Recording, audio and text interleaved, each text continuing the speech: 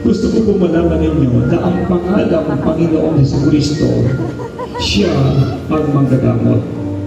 Ang pangalang Jesus, ang siyang pinakamakapangyarihan. Kaya ang tawag sa Kanya, Panginoon ng mga Panginoon at Hari ng mga Hari. Ang pwede lamang niyang pagalingin ay yung taong nananampalataya sa Kanya. Kaya kung ikaw ngayon ay tunay na nananampalataya kay Jesus, maghariin mo siya sa buhay mo. Tanggapin mo siya sa puso mo. At sasabihin mong, Lord, ikaw lang ang maghari sa buhay ko. Lahat ng nananampalataya kay Jesus ay Kanyang pinagaling. Kaya ang tinitignan ngayon ng Diyos sa puso natin lahat ay yung kung paano tayo lumapit sa Kanyang may pananampalataya.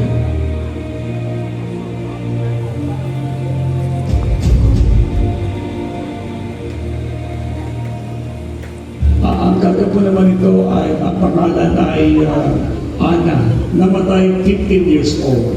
Tapos nagpakita dito siya kay Sheila. Okay. So, mula nung pumasok ko kay Sheila, ginawa mo na siyang katawan niya. I see. Okay. So, taga saan ka, Ana? Laguna. Saan mo nakita naman si Sheila? Sa sementeryo. Okay. So, sementeryo din sa Laguna? I see. Okay. O, masaya ka na ngayon? O, ano sabi ni Jesus sa iyo ngayon? Nakagigil. Nasasama mo na kay Jesus? O, ang tagal po ba sa dilim, anak? Ang tagal.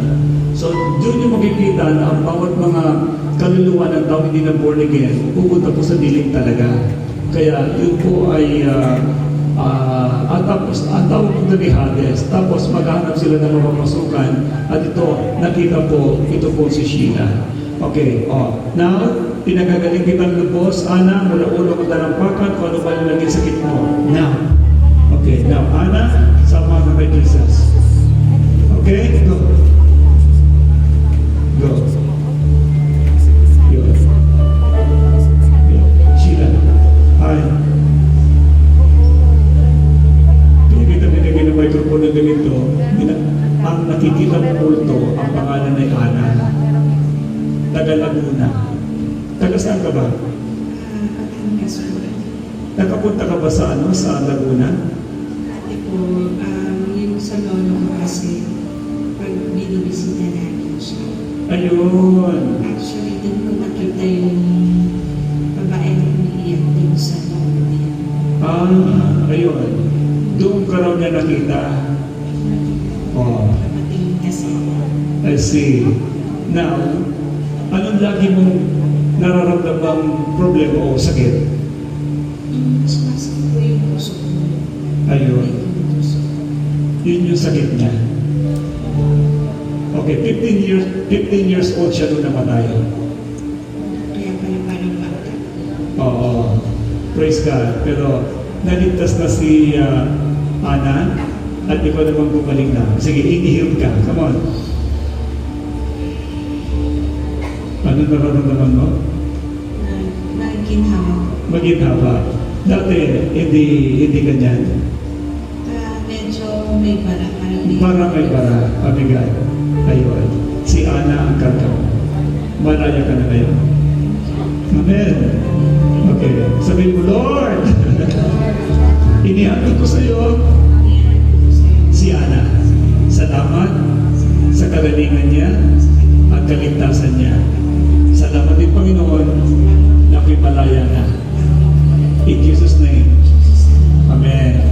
Praise the Lord. Alam mga natin ng Panginoon. Okay. So, yun ang proof, Sheila, na kaya mayroon kang tinatawag na ibang ugali. Ngayon, hindi ko alam. Ibang daw nakakakilala noon. Okay, nakakaalam noon. Meron kang gustong gawin dati na hindi mo magagawa. Meron ka din naman gustong, mayroong ayaw mong gawin, nagagawa mo. Tama?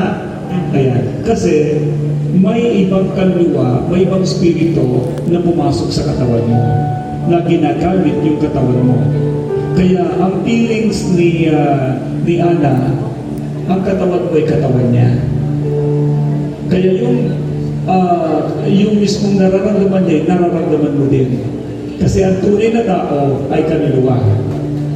Nakatira lang siya sa katawan mo. So, may squatter sa katawan mo. At yun na si Ana. Kaya mas isa ka pumunta, nararamdaman mo na lang bigla, di ba?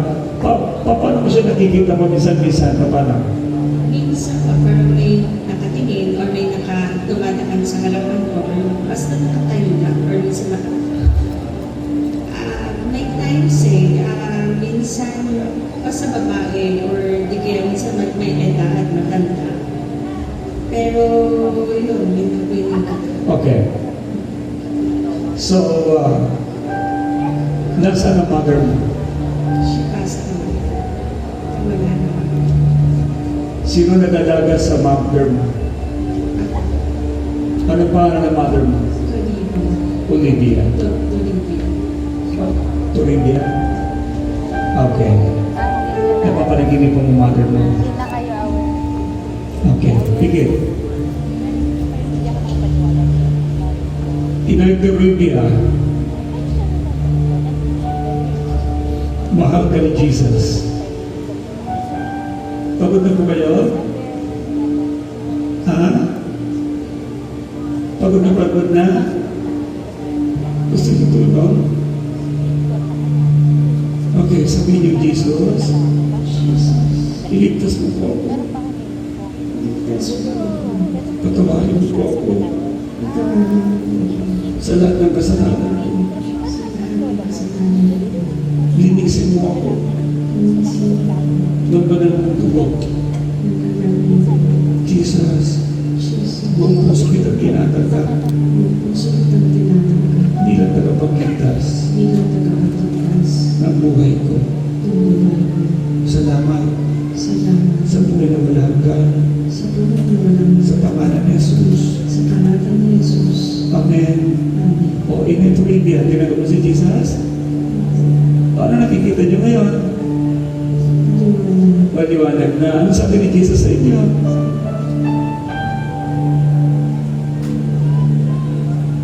Ano sabi? Mahal kita. O, sasama ka na kay Jesus? Okay. Ano kinamatay mo nanay? Sa puso. Okay. Pagagaling mo muna ang puso mo, inay, ha? Nire-release ko ang kagalingan sa puso mo, inay Olivia. Now, in Jesus' name. O, anong naramdaman mo, inay?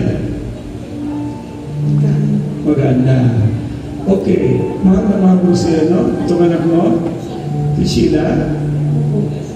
Ayun, siya pala nag-alaga sa'yo? Bunso mo siya. Okay. O, masaya ka na? O, hindi ka ba na born again noon? Ayun. Ang tagal mo na rin sa dilig. Ha? Pero pumasok ka lang sa anak mo. Ha? Mahal mo siya. O. So ngayon, sasama ka na kay Jesus? Okay. May kasama ka pa ba dyan? Okay, baka mayroon pa, tignan mo Inay Olivia para sa kayong maging malayang-malaya na itong anak mo. Meron pa? Wala na. O, sige. O, papaalam na sa anak mo. Sasama na kay Jesus. Ano mensahe mo sa anak mo? Ano yun? Mahal kita na. Okay, ano ba? Ingat ka palagi. Sige. Paalam na sa anak mo. Okay. Bye-bye. Bye-bye, Nay. Go. Go.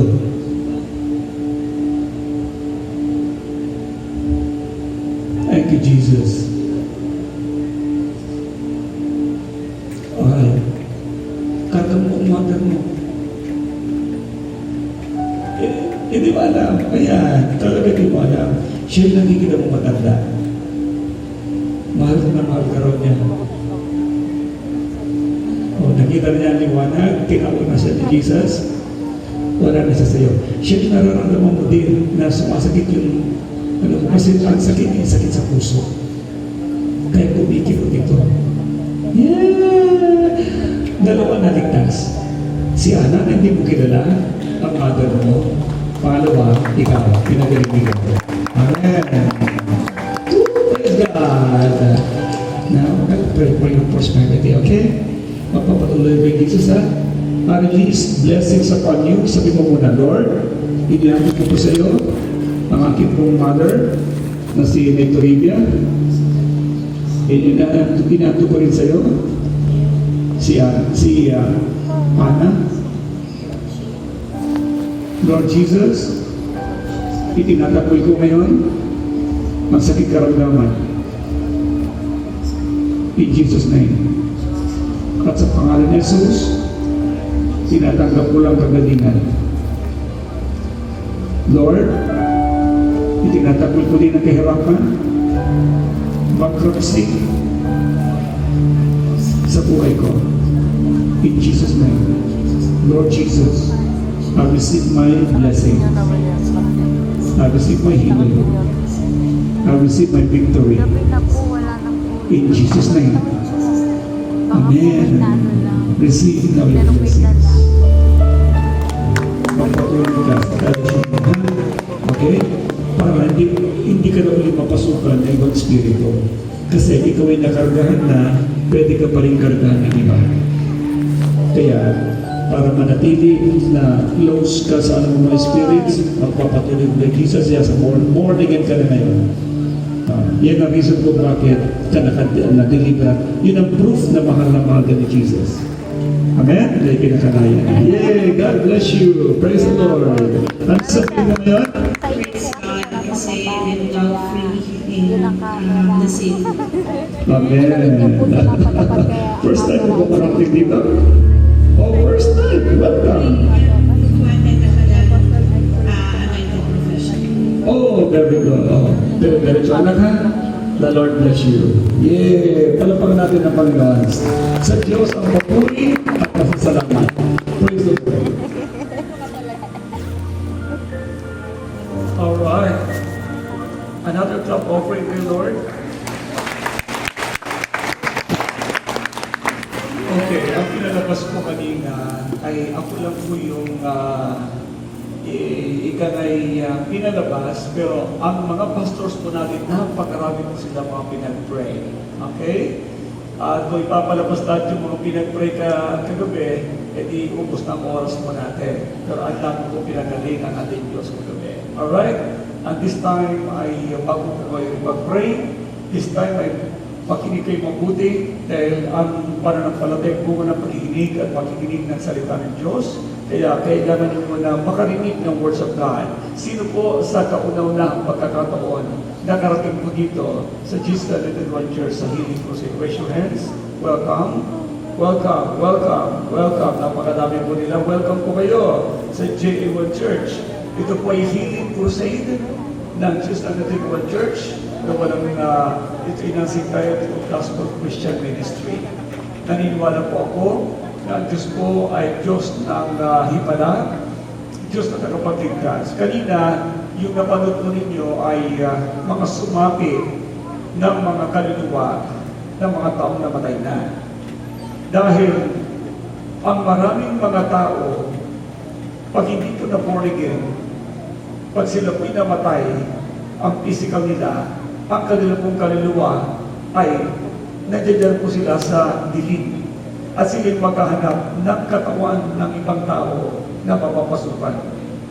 Kaya yan ang reason kung bakit maraming tao ngayon ay nakakakita ng multo.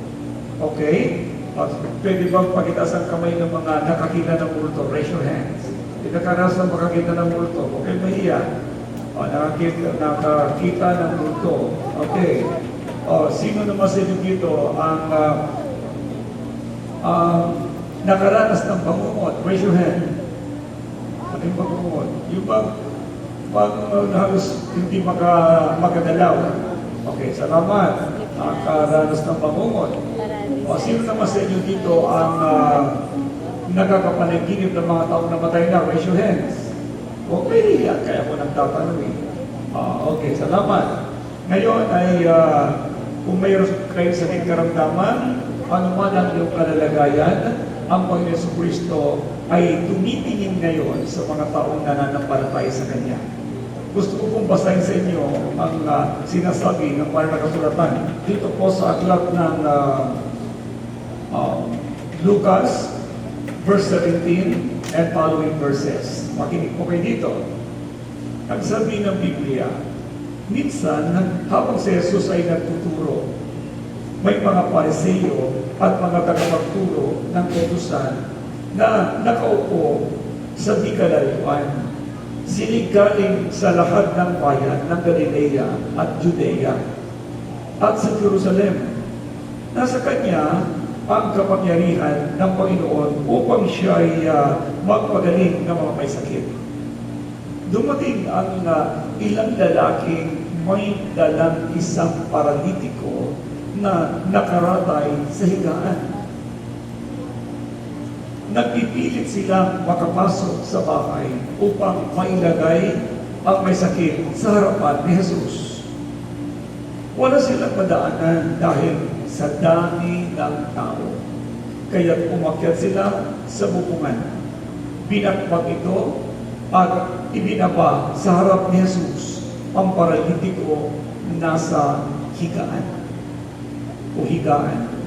Nang makita ni Jesus ang kanilang pananampalataya, sinabi niya sa paralitiko, "Kaibigan, pinapatawad ka na sa iyong mga kasalanan." Ano raw? Pinapatawad ka na sa iyong mga kasalanan.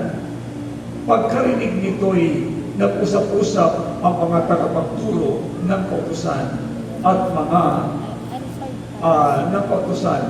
at mga Pariseo.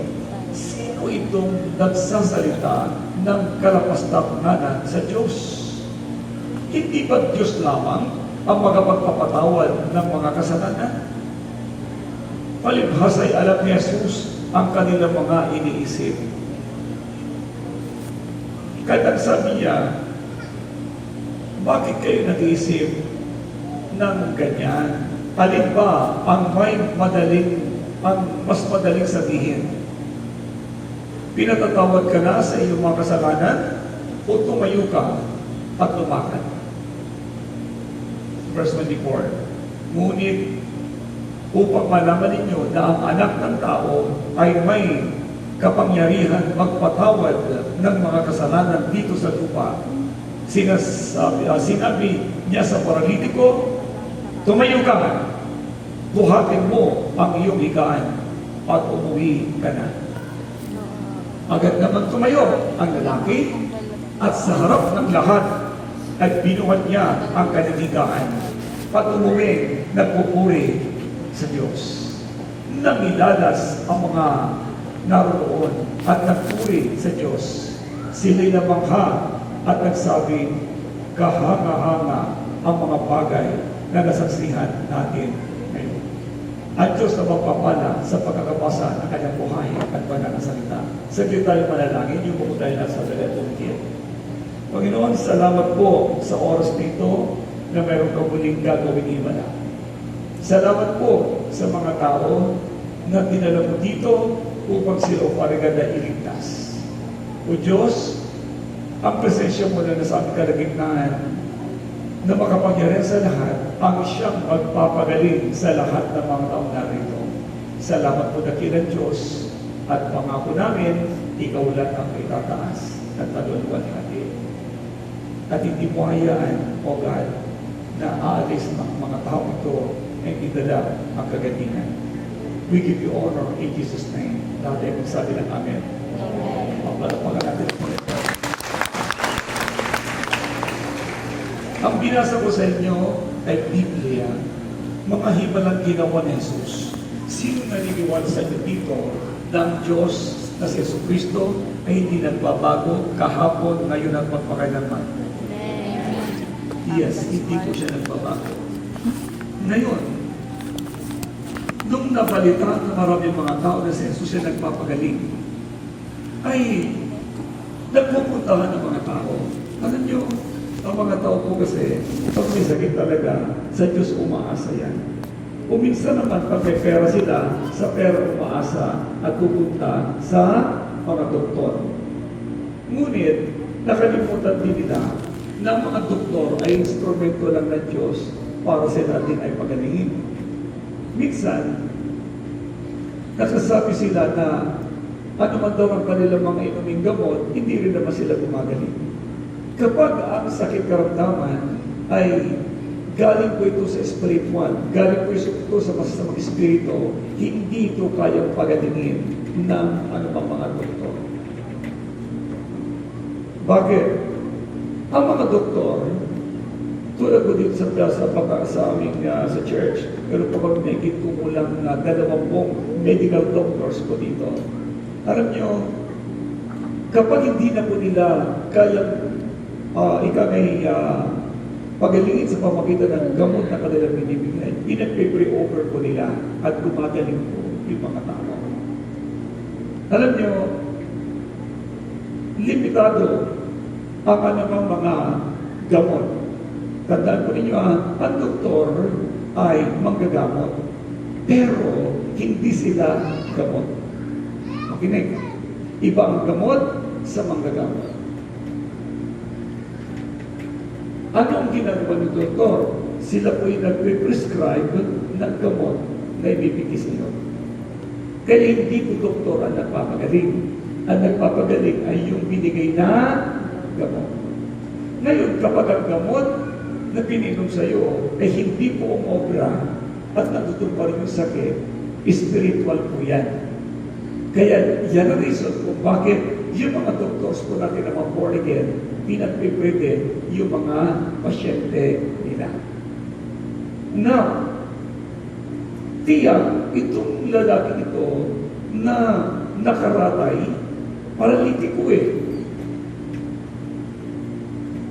dinala na yan sa maraming mga doktor, pero wala nangyari. Kaya yung mga kaibigan niya, sila yung may pananampalataya, dinala nila ngayon ang kanila po kaibigan itong may sakit. Ang matindi pa nito, gumastos pa yung mga kaibigan nila. Bakit gumastos, Bishop Art? Gumastos po sila kasi binagbak nila yung bubungan na kinaroroonan ni Jesus. Natural, magbabayad ang mga yun, di po ba?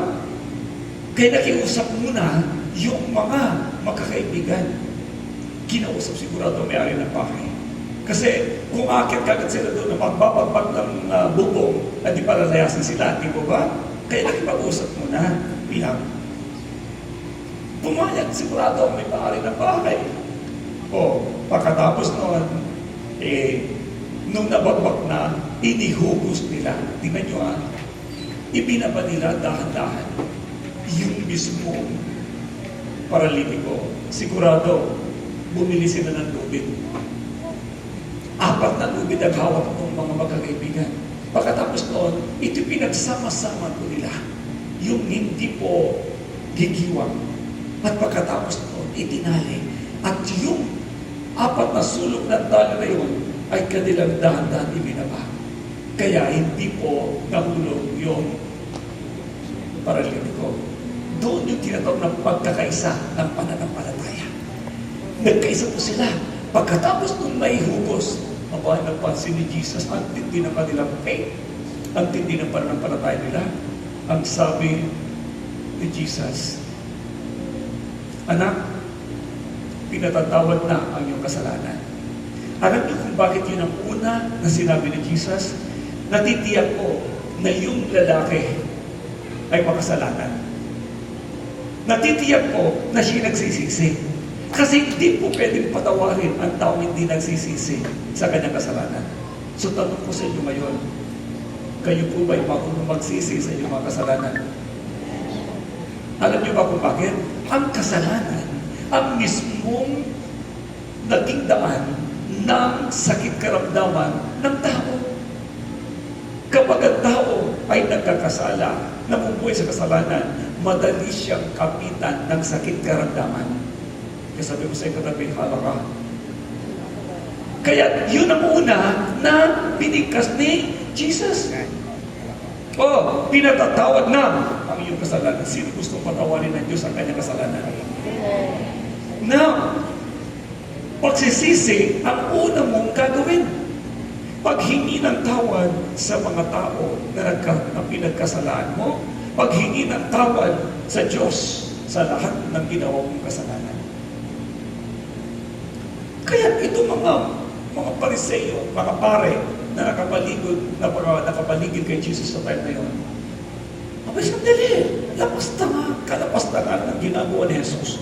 Sino ba pwede magpatawad ng kasalanan ng tao? Di ba Diyos na? Hindi nila alam si Jesus Christ ay Diyos. Kaya sabi ni Jesus Christ, alin ba at mas madaling sabihin, pinatatawad ng kasalanan mo, o kaya sabihin, tumindig ka, tiklupin mo ang iyong higaan at umuwi ka na. Pero patutunayan ko sa inyo na ang anak ng tao, tinutukoy niya kanyang sarili dahil siya nagkatawang tao ay may kapangyarihan na magpatawad ng kasalanan. Kaya sinabi niya ngayon, okay, dahil nakita ang faith, tumayo ka dyan.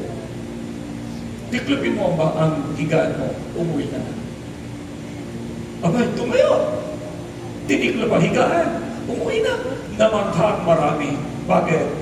Kapag pinatawad ng Diyos ang kasalanan mo, ang kasunod kaagad nito ay kagalingan mo. Amen? Kaya kailangan pagsisisi sa mga nagawang kasalanan ang iyong gagawin. Mga minamahal, ang Diyos ay buhay. Siya'y laging nakahanda na magpagaling. Nakahanda na abutin ang pangangailangan mo. Kaya sabi ng Panginoon sa Book of Isaiah, chapter 59, verse 1 and 2, hindi ako bingi para pakinggan ka, hindi rin maikli ang kamay ko para abutin ka at tulungan ka. Ang kasalanan mo ang nakaabang sa aking mga mukha, sa aking mukha, kaya hindi kita marinig at makita. Kaya kailangan ay pagsisisi. Ang tao na hindi marunong magpatawad ay hindi rin patatawarin ng Diyos. Maaaring sabihin mo, hindi ka nagkakasala. Pero pag kinainisan, bakit? Dahil may mga nagkasala sa iyo. Kung ikaw din ay nagkakasala, dahil nakalagay din sa Biblia, lahat ay nagkasala at walang umabot sa kaluwalhatian ng Diyos. Kaya kailangan mo magpatawad. Now, matapos kang magpatawad, ang sabi ng Bible, patatawarin na rin ng Diyos ang kasalanan mo. Matthew chapter 6, verse 14 to 15, magpatawad ka, sabi ng Panginoon, upang para ipatawad din ng Diyos ang kasalanan mo. Kung hindi ka magpapatawad, hindi ka patatawarin. Kung hindi ka pinatawad, maliligtas ka ba? Kaya pag Diyos nang pinag-uusapan natin, ay tayong mga tao ay magpapakumbaba ka natin. Ni huwag kang magmapalaki sa Diyos. Kailangan mo ang Diyos. Kailangan mo ang kapatawaran ng Diyos. At kapag ikipinatawad, o higit sa lahat, pinagpala ka na. Bakit? Napatawad ang kasalanan. At ang bunga ng pagpapatawad ng Diyos sa iyo ay kaligtasan at buhay na walang hanggan. Amen. Now, gusto niyo bang bumaling? Gusto mo bang maranasan ang kapangyarihan ng Diyos? Ngayong gabi, ang gagawin ko naman sa inyo, ipag-pray, papahiran ng langis. Okay? I-release ko ang kagalingan sa buhay ninyo. Alright? Pero, pwede ba? Magsisimula kayo sa inyong mga nagawang kasalanan. Kung kayo po'y umasa, sino po dito ang nakaranas pong lumapit sa mga albularyo noon? Raise your hands. Lumapit sa mga albularyo. Ayan. Kayo naman, magtatas na ng kamay. Ito si Dunyang ito. Itatas yung kamay nyo, hindi nahihiya tuloy kayo. O, sino nakaranas pumunta sa albularyo? Raise your hand. Ayan, nakaranas kayo. O, natapalan kayo, tama. Oh, ang pinantapan sa iyo, laway. Okay? Yung papel, ganun. Oh, kita mo, nadagdagan ka ng virus. Bakit? Laway kaya. Ang dumi. Oh, tapos ngayon, tatapalan ka pag masakit ang ipin mo. Sana mo magkakaw ng tapas sa sakit ng ipin. Oh, tapos lalagyan ng tatapalan niya yung dibdib mo, tatapalan yung noo mo, ang dami mo tartar. Mga minamahal, ang nakalagay sa Biblia, ipatawag ang matatanda ng iglesia. Hindi po yung iglesia ni Manalo, ha? Hindi po iglesia ni Katolika, iglesia protestante. Hindi yung ibig sabihin ng iglesia, kalipunan ng mga mananampalataya ni Jesucristo. Okay? Ipatawag daw ang matatanda ng iglesia. Hindi po ipatawas. Ipatawag. Ulit, ipatawag. Hindi ipatawas. Ayun. Ngayon, yun ang nakalagay sa Biblia. O, basahin natin. Ang sabi ng James chapter 5, verse 14. Meron bang may sakit sa inyo? O, ipatawag ang matatanda ng iglesia. Hindi daw po ipatawas. Basahin na yung mabuti. Kung kayo ay may sakit, ipatawag ninyo ang mga pinuno ng iglesia upang ipadalangin kayo at pahiran ng langis sa pangalan ng Panginoong Jesus. At sabi ng verse 15, at pagagalingin ang mayroong may sakit. Kita mo? Praise God.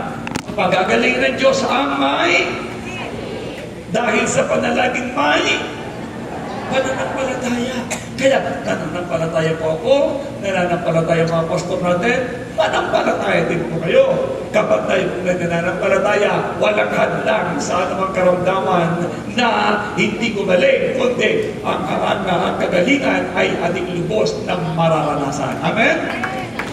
Yes.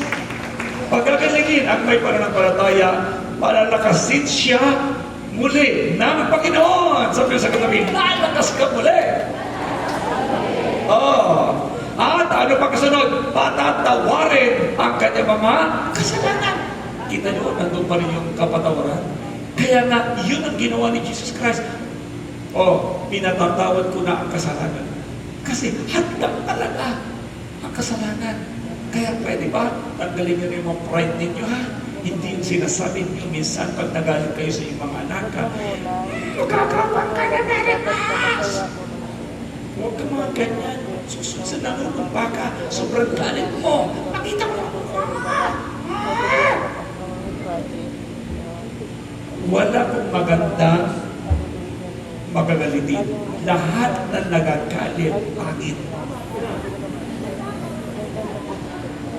Pangit! Tingnan niyo po yung mga ito, mababait, magaganda. Amen? O tingnan mo yung katabi mo kung guwapo o pangit. So, kailangan mo magpatawad. Ito matindi rito. Kapag nagpatawad ka, yung puso mo ay panhatag. Kasi wala kang kaaway. Ang tao magagalitin, laging may kaaway po yan. Tulad ng isang pinagpalit ko dito, iyak siya ng iyak. Bakit? Kaaway po niya yung kanyang kapitbahay. Alam niyo? Tapos kaaway din po niya yung biyanan ng kanyang kapatid. Nung namatay yung kanyang biyanan, yung biyanan ng kanyang kapatid na kinagagalitan niya, pumasok sa kanya. Kaya tuloy yung nararamdaman yung sakit, ay yung sakit ng kanyang kinainisan. Sabi mo sa katabi, pala ka. Totoo po yun. Bakit? Kasi gumagante. Ito pa, yung isa naman, ang nagalit sa kanya ay yung kanya pong lola. Lola. At alam niyo kung ano sabi ng kanyang lola? Gagapang kayo na parang ahas. Pero na yun. Kaya, kayong lahat, magpakabait kayo ha. Para hindi kayo sumpay ng ibang tao. O, ito pa matindi. Kapag kayo ay lagi may galit sa puso nyo, at kapag may nagbigay ng sumpa sa inyo, tatalagho yun. Bakit? Ang pintuan ay yung galit. Ang pintuan ay yung sakit. Karamdaman na binitawan ninyo sa inyong kapwa. Nanakit kayo ng kapwa nyo. Yun ang pintuan sa buhay nyo para makapasok ang sumpa. Pero ngayong gabi, magpapatawad po tayo. Amen? At ngayong gabi, hihingi rin tayo ng tawad. Amen? Kaya alam nyo, ang tao na nagpapakumbaba, itinataas ng Diyos. Yun naman po nagpapataas, ibinabagsak ng Diyos po yun. Kaya ang lahat ng tunay na nananalig kay Jesus, nagpapakumbaba at tinatanggap si Jesus sa kanilang buhay, pinananahan ang Holy Spirit sa buhay nila, at yun ang garantiya ng kanilang buhay na walang hanggan. Handa na ba ikaw na magpakumbaba? At walang sumagot. Handa ka ba magpatawad? Handa ka rin bang humingi ng tawad? Sabi naman ng isa, pinapatawad ka naman eh. Di ba nagdadaan din sa aming tapat ng bahay at baka naman magising pa. No, pag nagpatawad kayo, limutin nyo na po yun. Ang masayang buhay ay walang kaaway. Amen? Okay, kaya ngayong gabi, ang sabi ng Lord, kung ipapahayag ninyo ang inyong mga nagawang kasalanan, siya ay tapat at banal na patatawarin ka at lilinisin ka niya sa lahat ng kalikuan sapagkat siya'y manuwi. 1 John 1:9, tinay mabuti ako bakit nagpapatawad ng Diyos. Ang sabi niya, kung ipapahayag ng labi ninyo na si Jesus ay inyong Panginoon. Okay, sabi po niyo, papahayag ninyo yung mga kasalanan, ang sabi ng Diyos ay ating maasaan natin, patatawarin niya tayo sa ating mga kasalanan at lilinisin tayo sa lahat ng ating mga kasalanan sapagkat siya ay tapat at patuloy. Napakabait ng ating Diyos. Yun ang reason kung bakit pumunta si Jesucristo dito sa lupa upang sa gayon iligtas niya ang taong makasalanan. Kaya mga minamahal, magpakumbaba tayo ng Diyos. Okay? At lubos natin tatanggapin si Jesus sa ating buhay. Are you ready to accept Jesus? Handa na ba kayo na ibigay yung buhay niyo kay Jesus? Ang buhay na ibinigay sa Diyos ay buhay na pinagpalang lubos. Okay. Pagkatapos natin ibigay ating mga nagawang ating mga kasalanan, tayong lahat ay magpatawad na rin sa mga nagkasala sa atin. Sino po dito nakaranas na siya po ay na-reject ng kanyang kapwa? Raise your hands. At least konti lang. Pero bakit hindi nyo naintindihan ang ibig ko sabihin? Pag sinabi po natin reject, kayo po ay naitakwil ng kapwa ninyo o kaya kayo po ay binaliwala ng kapwa ninyo. Sino po dito nakaranas po na siya po ay baliwalain ng kanyang kapwa? Raise your hands. Okay, thank you. Now, sino naman po dito ang noong naranasan niyang siya po ay i-reject, saktan, ay nagkaroon ng sama ng Lord? Raise your hands. Oh yeah, thank you. Mabuti na mabuti. Sino naman dito ang walang kasalanan? Raise your hands. Okay. Now, inaamin niyo ba na kayo nagkasala? Okay. Sa isip, sa salita, at sa gawa. Now, ibigay niyo ang buhay niyo kay Jesus.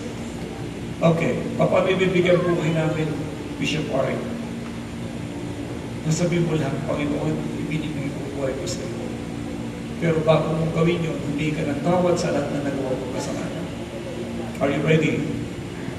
Praise the Lord. Yuko tayo sandali at pumigil. Habay kayo nakayuko at nakapigil. Aminin mo na kailangan mo ang Diyos.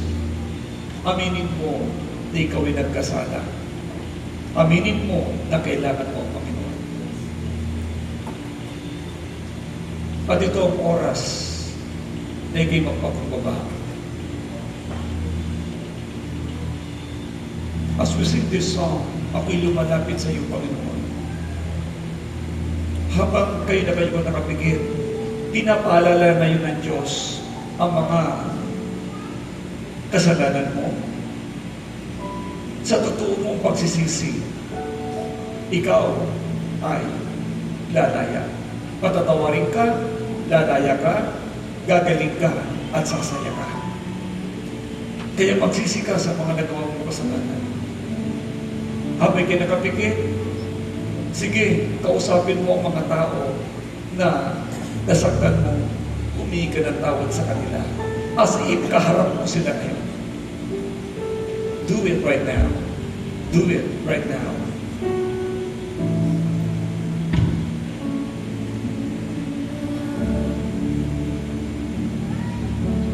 Sa Panginoon.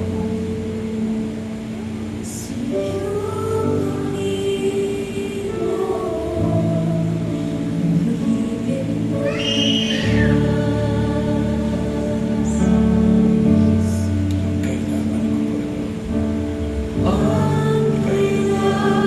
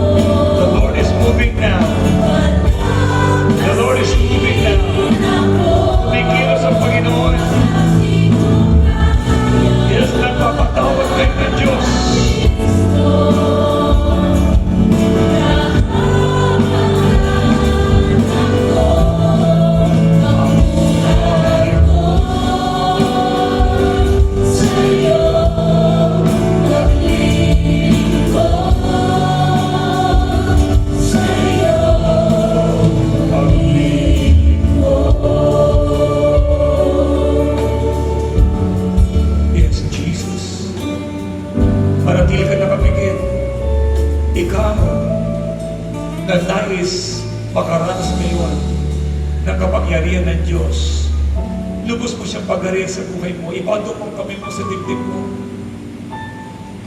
At sa oras na ito, sumunod ka sa prayer at gawin mo itong taos sa puso mo na tulad ng personal mong panalangin.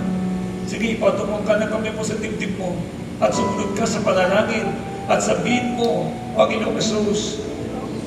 Sige, lakasan mo pa, Panginoong Jesus. Lumalapit ako sa iyo. Nagpapakumbabang lubos. Humihingi ng kapatawaran sa mga nagawa kong kasalanan. Panginoon, inaamin ko, nagkasala ko sa iyo. Linisin mo po ako ng banal mong dugo. Panginoong Jesus, lubos kong pinatatawad ang mga nagkasala sa akin. Lord Jesus, sa oras na ito, paghari ka sa puso ko, linisin mo ang buhay ko ng iyong banal na dugo. Tinatanggap kitang tunay bilang tagapagligtas at Panginoon ng aking buhay. Salamat po sa buhay na walang hanggan at sa karapatan maging anak ng Diyos sa pangalan ni Jesus. Sa pangalan ni Jesus. Manatili kayo na kayo at nakapigit ako na lang mananalangin. Dahil tinanggap mo si Jesus sa buhay mo, ang kamay naman ng Diyos ay hindi na dapat na niya ngayon sa iyo. Now, in the name of Jesus Christ, the Son of the living God, anumang sakit, karamdaman na mayroon ka ngayon, in the name of Jesus, delikay nananampalataya, ang kagalingan ngayon ay tumataloy. Pinapaalis ko na ang lahat ng sumpa na binitawan ng tao sa iyo. Now, labas! Kalimutan nyo na sa kaliwat kanan ninyo, kumikilos sa Panginoon. Pinalalabas ko ngayon ang lahat ng sumpang binitawan sa iyo. Sumpa ng sakit karamdaman. Sumpa ng mga magkukulang. Sumpa ng mga albularyo. Sumpa ng mga taong galit sa iyo. Labas! Tinutunaw kita. Inaalis kita. Ngayon, in Jesus' name, pinalalabas ko. Sige, labas! Lalabas lahat yan sa inyo pong katawan. Lahat ng sumpa ng sakit, labas! Sakit na lahat ng bara ng mga ugat-ugat. Lahat ng bara ng puso. Lahat ng bara ng mga arteries ninyo. Lahat ng sumpa na binitawan para ikay may stroke. Labas. Pinalalabas ko din ang lahat ng uri ng galit. Go! Lahat ng galit, lahat ng hinanakit. Go! Pinalalabas ko ang lahat ng sumpa ng mga espiritista, sumpa ng mga magkukulang, sumpa ng mga satanista. Angels of the Lord, in the name of Jesus, bunutin lahat ngayon. Lahat ng pananakit ng ulo, lahat ng pananakit ng likod, lahat ng sumpa, kidney problem, sumpa, sakit sa mga buto-buto, labas, goiter, lahat ng bukol sa mga lalamunan, lahat ng sakit. Angels of the Lord, now, in Jesus' name, punutin lahat ngayon, in Jesus' name. Shakatarabababakanda. Oh, now, Kung kumikilos sa Diyos, pinagagaling kayo ngayon. Habang inutusan kong umalis ang lahat ng sakit sa inyong mga katawan. Now, pastors, move, move. Yes, minister now. In Jesus' name. Oh, pati na ang mga supang binitawan sa iyo na ikaw ay gagapat na parang ahas. Inalis ko yon sa buhay mo. Lahat ng sakit. In Jesus' name. Get up! Never to come back over these people. In the name of Jesus Christ, the Son of the living God. Shakira babakanda. Go!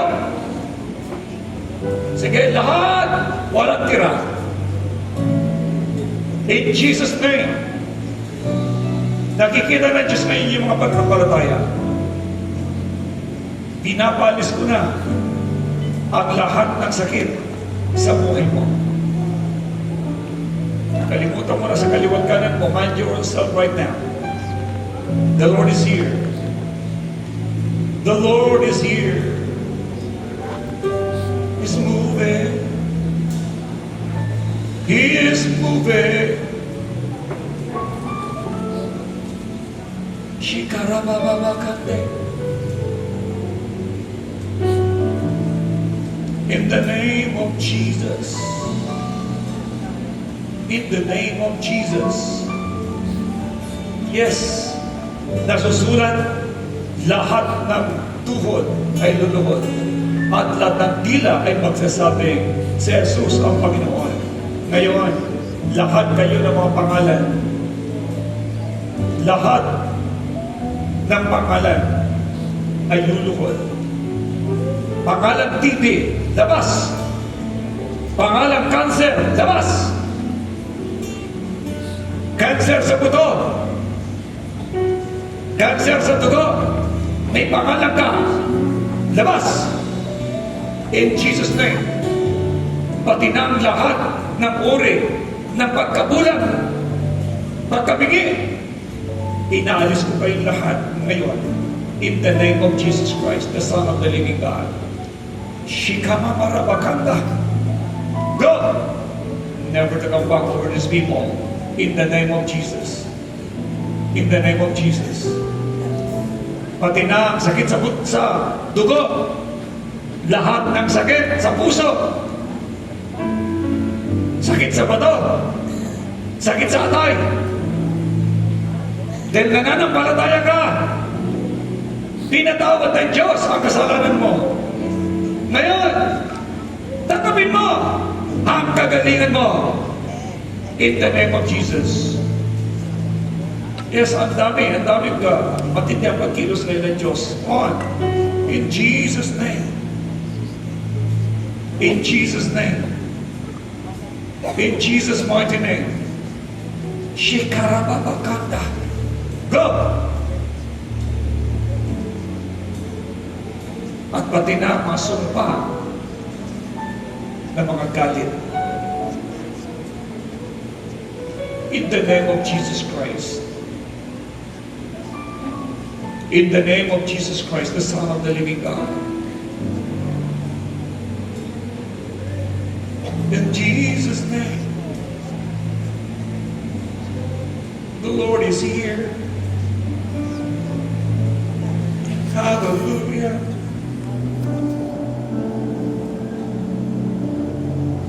In the name of Jesus Christ. Shikarababakanda.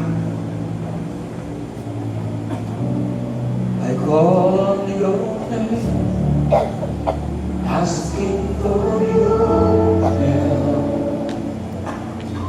Please give me the strength. I can do nothing apart from you, Jesus.